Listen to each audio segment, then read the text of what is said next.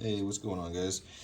Coming back at you with a little quick mod tip I just came up with. Thought it was kind of neat, so figured I'd share.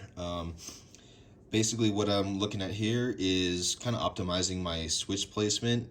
You know, whenever you're running, especially on short rails like this is a 9.3, 9.5 inch Daniel Defense Mark 18 rail. Doesn't leave you a lot of real estate, right? So if you're trying to run backup irons, you know, especially when you're trying to run laser devices, flashlights, all the accompanying switches, you always got to get creative with your setups, right? So for me personally, I like to just run a switch for my Viz torch, and I just use the onboard switch for my IR device. You know, for me, it's right. It's a nice big switch. It's right where my grip kind of naturally lies. I can just roll onto that real easy. It's easy to find in the dark, even under nods or whatever. And then if I want to go onto Vizlight, I roll back to the switch here.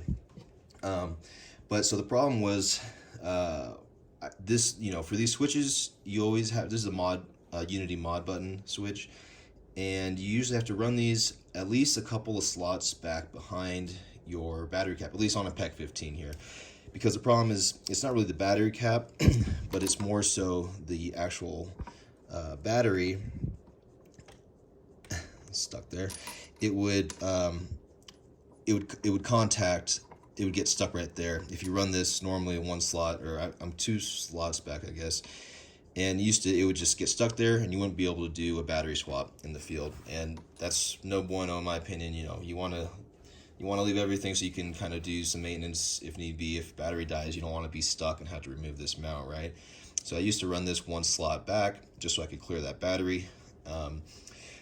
What I just found was, I don't know what I was just looking at. I thought, well, you know, what the hell not? This thing is polymer, so I just took a file to it real quick, just sanded, just kind of rounded off the corner there, and that allowed me to move this up one slot, which and still clear the battery. So now I can still do battery swaps. So I thought that was neat because, you know, basically with this two slots back, it just starts to become an awkward kind of position, which feels a little weird, but that's not really the main problem for me. It's more about keeping control of, you know, keeping a good solid grip, right? And I don't use my torch too often, so I was just kind of living with it. But, you know, I'm getting a weaker, this is a weird angle. It's not quite so bad, but you're getting a weird angle when you're kind of rolling off your hand like that, you know, versus having my nice strong kind of grip here, or just a natural strong grip, or C-clamp. You know, rolling back like that too far, you can see it just breaks your grip, and then you're losing control, right? So moving this forward allows, one, just feels a lot more natural, and then it'll help you maintain better proper grip. So I thought that was kind of a neat thing. Just shave that off, and then you can clear your battery if you happen to be running this exact setup.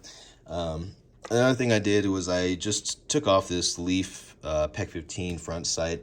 You know, these are pretty neat. They weigh nothing. They only take up like, really they take up two rail sections up front. And I just always thought it's kind of a nice little piece of insurance. It fits real nice in there with the PEQ, and then gives you a backup iron sight option. But I just realized, you know, I just decided to ditch it, try running it without for a while. That allowed me to push everything up another slot or two, which makes it feel just even more comfortable for me. You know, I figured this is kind of my backup aiming device anyways. Can't remember the last time I needed backup irons. I mean, it's, you know, always good to have. If I wasn't running this, I would probably just throw on a backup iron of some sort. But yeah, anyways, that was another thing. I just ditched that. That allowed me to move all this up another slot or two, and when I'm, you know, actually shouldering it, it just feels a lot better now. But yeah, anyways, quick little tip on that. Just file those things off. It'll allow you to move that as close as you can to your PEQ if you're running a PEQ with a, you know, rear mounted battery cap like that, and should help you out. It is nice. I think N-Gals, they run the batteries in the rear too. I feel like it'd be smart if I mean, I know up front they have, you know, they have the lasers going on, but it would be nice if somehow they designed something that maybe had a side mounted battery, or I don't know what, but just to allow you to kind of make this stuff as compact as possible. But yeah, you know, you want to think about comfort, you want to think about your maintenance, and you want to think about maintaining proper grip. So all that stuff's got to come into place somehow. And for now, I'm gonna roll with this till I figure out something better. All right, guys, take it easy.